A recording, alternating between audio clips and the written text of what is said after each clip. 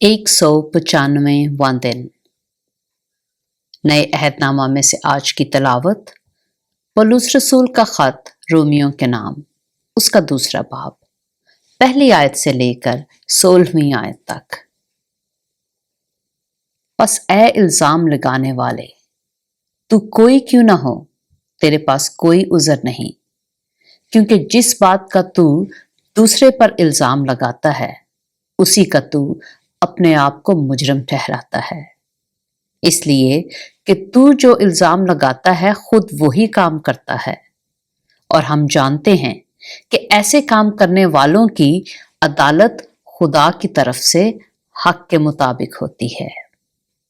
ऐ इंसान, तू जो ऐसे काम करने वालों पर इल्जाम लगाता है और खुद वही काम करता है, क्या ये समझता है कि तू खुदा की अदालत से बच जाएगा, या तू उसकी मेहरबानी और तहम्मुल और सब्र की दौलत को नाचीज जानता है और नहीं समझता कि खुदा की मेहरबानी तुझको तौबा की तरफ मायल करती है, बल्कि तू अपनी सख्ती और गैर तायब दिल के मुताबिक उस कहर के दिन के लिए अपने वास्ते गजब कमा रहा है, जिसमें खुदा की सच्ची अदालत जाहिर होगी।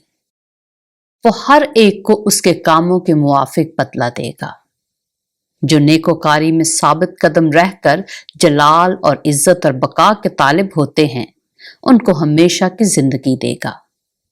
मगर जो तफरका अंदाज और हक के ना मानने वाले बल्कि नाराजगी के मानने वाले हैं, उन पर गजब और कहर होगा, और मुसीबत और तंगी हर एक बदकार की जान पर आएगी, पहले यहूदी की फिर यूनानी की। मगर जलाल और इज्जत और सलामती हर एक नेकोकार को मिलेगी, पहले यहूदी को फिर यूनानी को, क्योंकि खुदा के हां किसी की तरफदारी नहीं।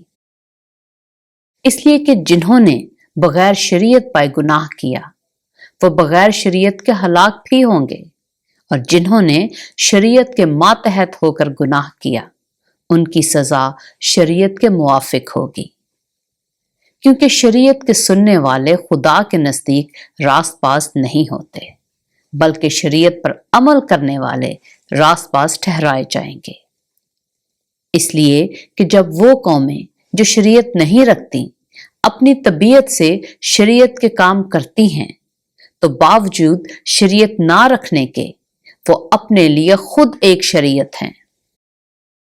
चुनाचे वो शरीयत की बातें अपने दिलों पर लिखी हुई दिखाती हैं, और उनका दिल भी उन बातों की गवाही देता है, और उनके बाहमी ख्यालात या तो उन पर इल्जाम लगाते हैं या उनको माजूर रखते हैं।